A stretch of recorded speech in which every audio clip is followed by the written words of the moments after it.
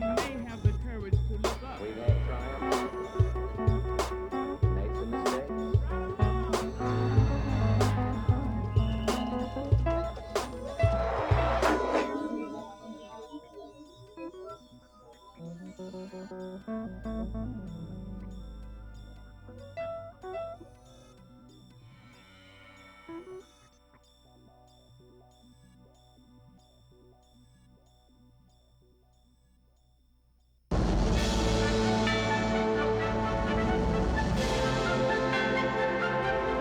The Democratic and Republican National Conventions are the height of political drama in the United States.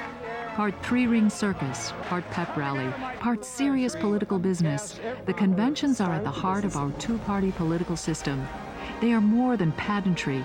They are symbolic demonstrations of pride and loyalty. They are preparations for battle. As a teacher, I also took it very personally. Well, I would like the platform to be a little friendlier for women. For a political party, the National Convention is the culmination of months or even years of politicking, platform building, and of course, presidential campaigning.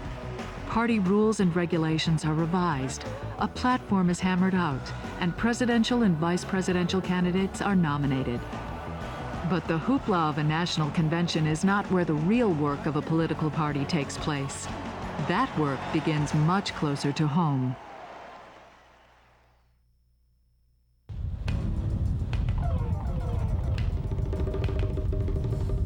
It has been said that all politics is local.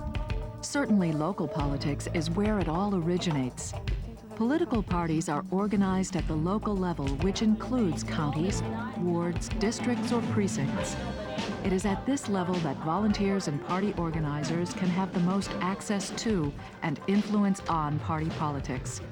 Cook County, Illinois is a traditional bastion of the Democratic Party. Cook County is composed of the city of Chicago and its suburban area. In the city of Chicago, there are 50 wards, and there are 30 townships in the suburbs. Each of those entities elects a ward committeeman in Chicago or a township committeeman in the suburbs. And these people sit on the Cook County Democratic Central Committee, of which there are 80 members, 50 wards, 30 townships. I've been ward committeeman for my ward since 1968. And in 1990, the then county chairman, George Dunn, just didn't run again. So I ran, and I was elected by the 80 members of the Cook County Central Committee, and I've been there since. Chicago is famous for the Democratic Party machine that supported and was controlled by Mayor Richard J. Daley from 1955 until his death in 1977. In those years, Democratic organizers could count on a strong vote for the party candidate. Times have changed, and the machine no longer exists, but the Democratic Party is still dominant in Cook County. Mayors Jane Byrne and Harold Washington in the 80s and Mayor Richard Daley in the 90s represent the new Democratic Party. But the purpose of the local party organization remains the same. To pick the ticket, endorse the candidates, and try to get them elected. It's not just me. It's all the 80 members of the Central Committee, and they meet and deliberate, and out of those meetings come candidates for the various offices, and it's our job then to support them. How many delegates each caucus is? In most states, the position of ward committee person or precinct chair is an elected one. Local party representatives support and work for the candidates who receive official Democratic Party endorsement. In my ward, 45th Ward, 11,000 people take Democratic primary ballots usually. So at meetings of the Central Committee, if it gets to that, I would cast 11,000 Democratic primary votes. That's the way it's done. It isn't difficult to get involved in local party politics. In fact, any citizen can choose to take a more active role in their political party. Well, they can join their ward or township organization, or they can get involved in the campaign of an individual candidate. There are different ways to do it. Those are the two most common, I would say. I mean, I just started out as a precinct worker and kept at it. Some people may find a way to blend their profession and their politics. I was a television reporter, and so my background is in media. And I just sort of stumbled into figuring out a way to meld both of my passions, politics and media, and came up with a way to make a living. But in making a living, I've always believed that you can be a crusader at whatever you do for something positive, and that money and social improvement and activism are not mutually exclusive. I'm with the Clinton Gore campaign, and I'm a volunteer worker. Political campaigns are dependent on the resources of volunteers. They may answer phones, distribute campaign literature, yard signs, and bumper stickers, or go door to door gathering support for their candidate. Sometimes we tend to get frustrated because we have such a deep-hearted feeling for the candidate, and very few times we have access personally to that candidate. And so therefore, by volunteering and all, you do feel a little closer to the person. Getting involved in local politics is a good way to make your voice heard. But there can be social and professional benefits as well to working with people who have similar interests. I don't necessarily just hang with people in politics, but I do hang with people who have the same kind of activism that I have, and that ranges from the nationalists and the so-called Mau-Maus to people like me who have just found a way to sort of be on the edge of it, but try to have as much of an impact on it as possible. Many people believe that politics is just for professionals. Why should an ordinary individual get involved? If you want to play a role in something, you've got to get involved in it. But it's better than just standing around at cocktail parties criticizing the people who are actually in the arena, as far as I'm concerned. Of all the people in this country, we African Americans do not have the luxury of sitting any election out, because you put the wrong person in there, they come up with the wrong policies, and your life can be hell based on what they decide to do. It makes you feel good to get involved in something that you think is important and then be successful at it. And even if you're not, if you think it's important enough, I recommend that you get involved in it anyway, because I think that it's a gratifying thing. Better to win than lose. I've done both many times.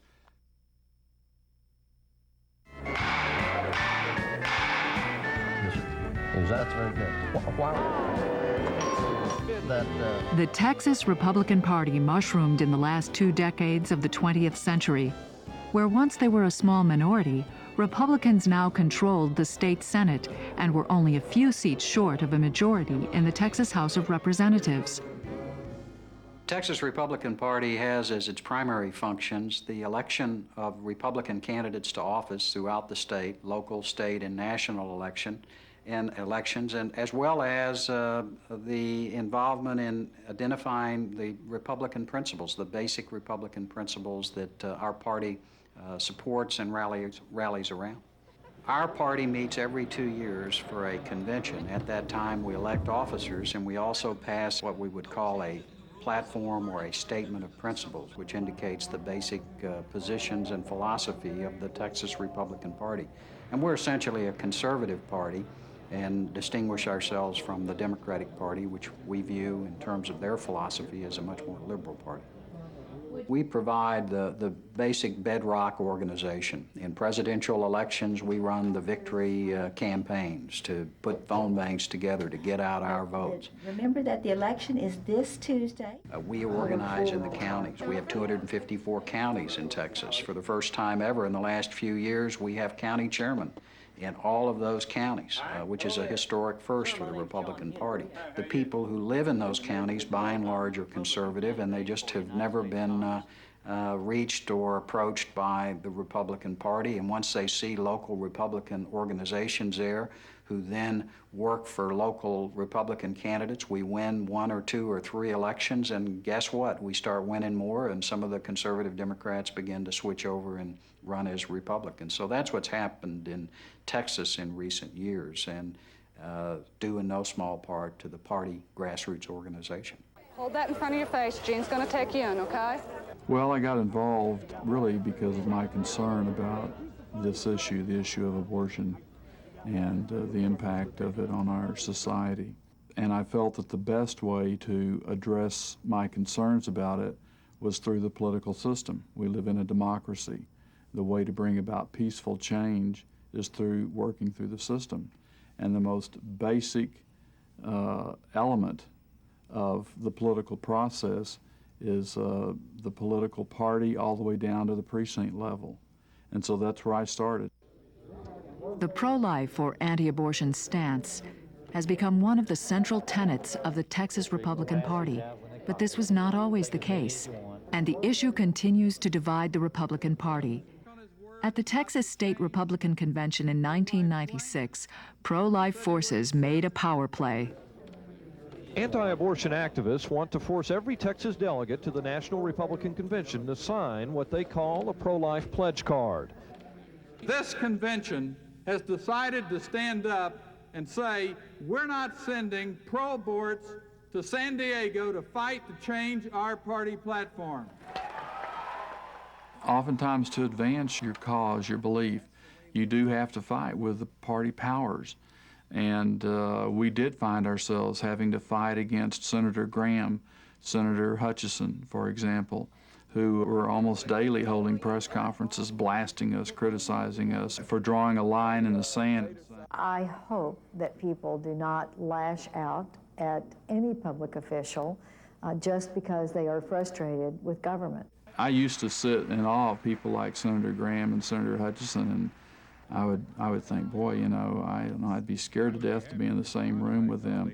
Well, I think the way it is now, they're scared to death to be in the same room with me. And here she, talks about how the choice of abortion should be between a woman and her doctor. I think you can say, in all due humility, that you've come a long way in party politics when you can stand up to your two United States senators in your party and say, no, we're not going to go the way that you want this to go. We're going another way, and if you don't like it, well, then that's just too bad. The pro-life forces at the state convention tried to vote down the slate in order to prevent Senator Hutchison from being elected as a delegate to the national convention. Their attempt failed, and the slate was elected. But they had succeeded nonetheless in making their issue the #1 issue in the state platform.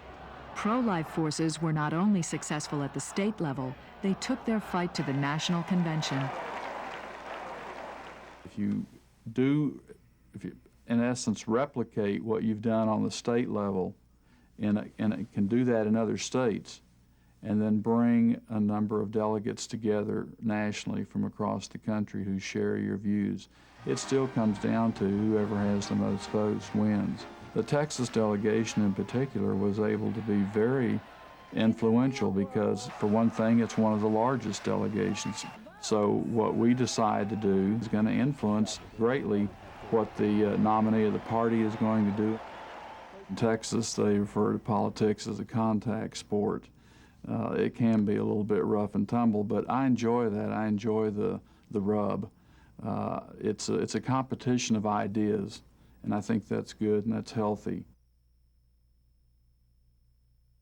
I started working for candidates for city council and for county commissioner in Colorado because I was concerned about some of the things at the real grassroots level, and found that I enjoyed it, considered it important, and so started helping people get elected to the state legislature, and then I got involved in some statewide races for U.S. Senate and governor.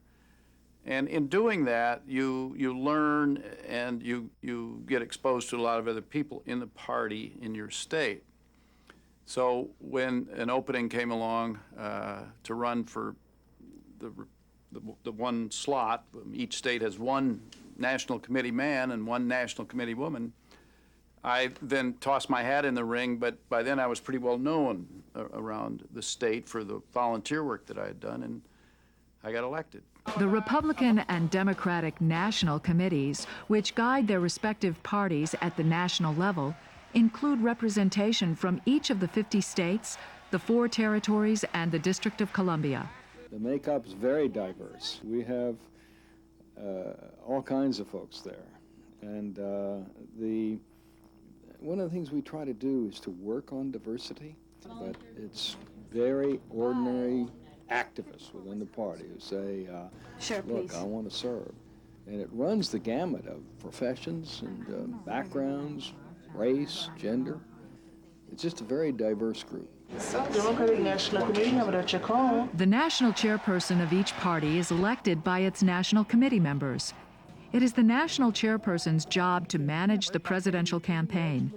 Presidential candidates also hire their own campaign personnel, but rely on the party to provide volunteers and campaign help.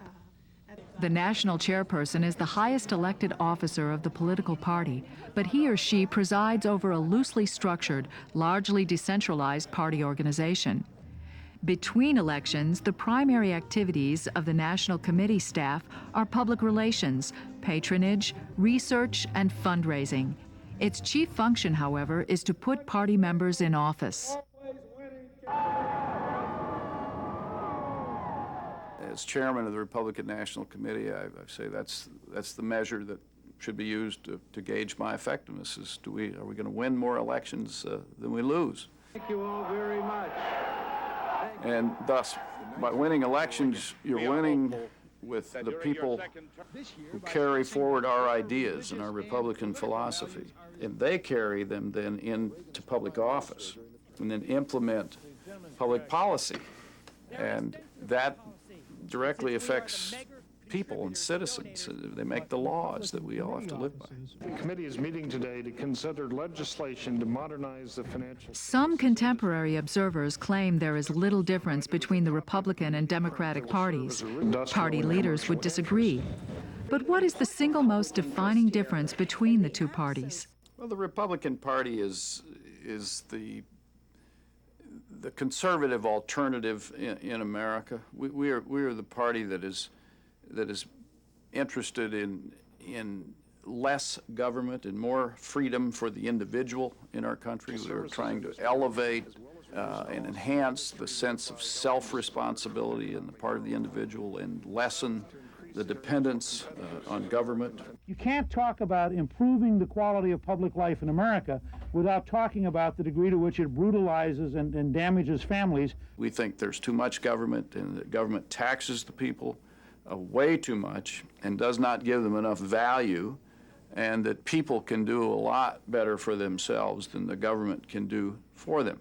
I would like to express my deep thanks to the creative leaders who have traveled here to the White House today to... I think the Democratic Party believes philosophically that government can be a creative instrument of helping people exercise their opportunity to be what they were born to be. President Clinton and I have worked very hard on this issue of how we can fight to protect and save the 3,000 young boys and girls who become addicted to tobacco each and every day. The Republicans, philosophically, believe very much less that government can be creative or can play a role. They would say the less government, the better in all instances. I think that's a mistake.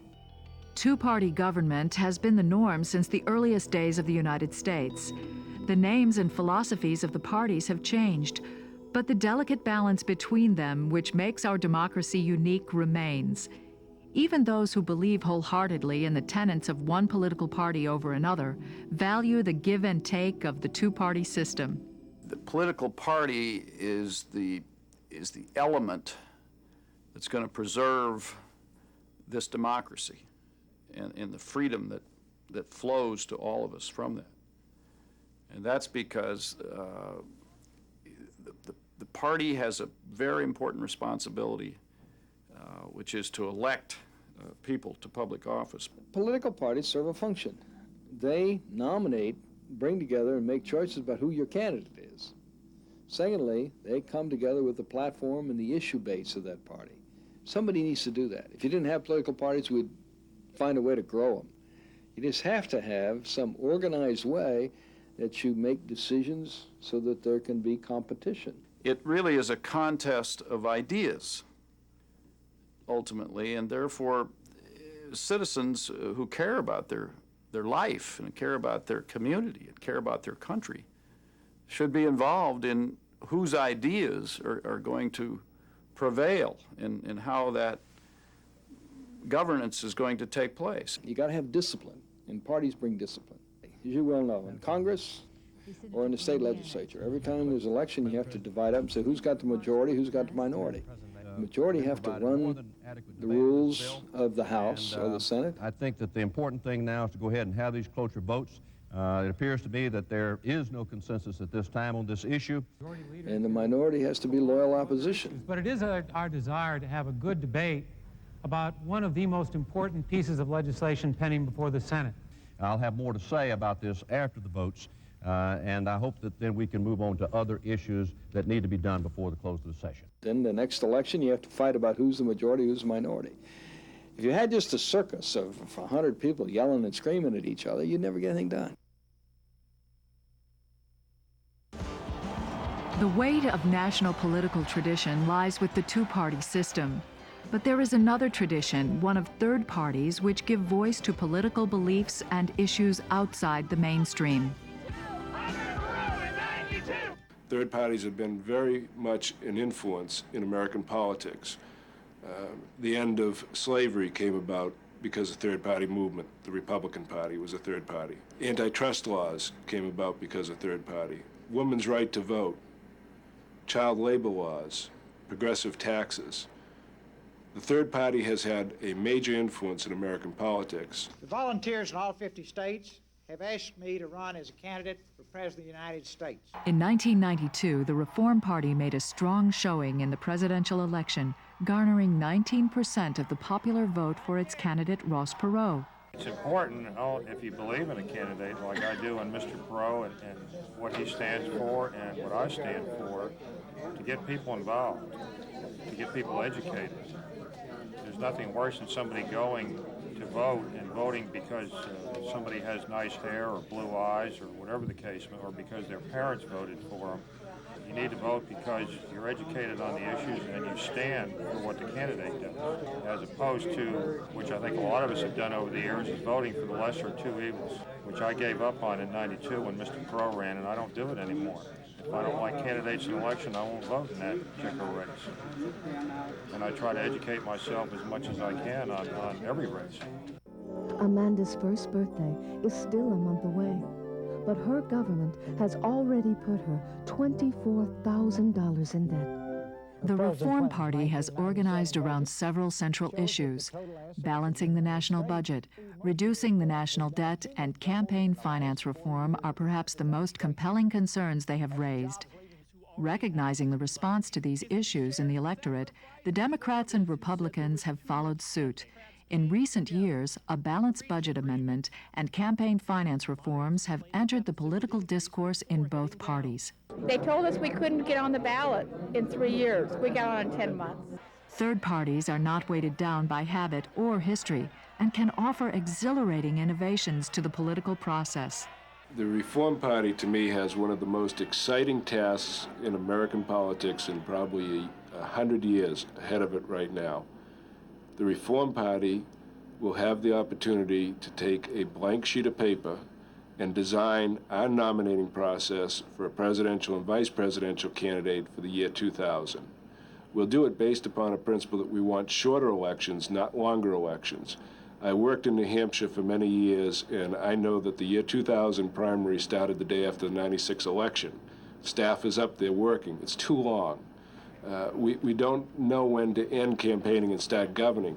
So we will work on devising a nominating process that compresses the time, that takes the national convention, instead of it being a television commercial, a $35 million 4-day commercial, as the Republicans and Democrats did, and bring it back to a decision-making time, so that however we collect votes from whomever has the right to vote in that process, the decision is made at that convention. And it's a process that's open, inclusive, encourages people to participate and vote instead of discouraging them, as sort of like up in Iowa where they got bombarded with the negative commercials till they got brain damage and nobody could come to the polls. We want people to come and participate in it. So we have one of the most exciting tasks ahead of us, designing a new nominating process for the Reform Party, and we're looking forward to that. third parties appeal to people who have grown bored or frustrated with the similarities of the dominant political parties, or the stock ideological stances that the two parties use to differentiate themselves from each other. A media-informed electorate is less dependent on political parties for guidance in making its political choices. Recent decades have seen a decline in party ties and an increase in split-ticket voting. We have a very strong appeal to the younger generation, college students, because they didn't grow up as I did, where you had to be a Democrat or you had to be a Republican and you had to vote for that party for all your life in my family, you know, and same with the neighbors next door. That was just the way you were brought up. Today, people live in the suburbs, they don't have the connection to a party. It's irrelevant to them except as a cash cow for a candidate. So they don't have that barrier against third parties and revolutions within politics. We're going to keep the pressure on the major issues. Is the Reform Party a rising tide in the United States, or just a stream that draws the runoff from the great rivers of the Democratic and Republican parties? Only time will tell. They're going to vote for Lamb. For better or worse, political parties are the means by which citizens of the United States are represented in government. There are very few independent candidates elected at the state or federal level. While some people seek to create a viable third party, others gravitate more easily to one or the other of the two major political parties. Traditional party loyalty has declined in recent decades, however, and many voters do not have a strong affiliation with either party. It's not just important, but I think imperative that people in America recognize the role of the parties. They don't have to get involved. That's another right that an American has. But if they choose not to get involved, I think they ought to at least know about and have a respect and appreciation for what it is that the parties are doing. Using millions of volunteers in every election cycle to try to get their people elected. Another thing that parties do and have a responsibility to do is to turn out the voters and overcome voter apathy. I want to see more Americans vote in elections. We only had about 50% of our people eligible to vote who voted in 1996. And again, as a free people who want to stay free, we need to use it or lose it.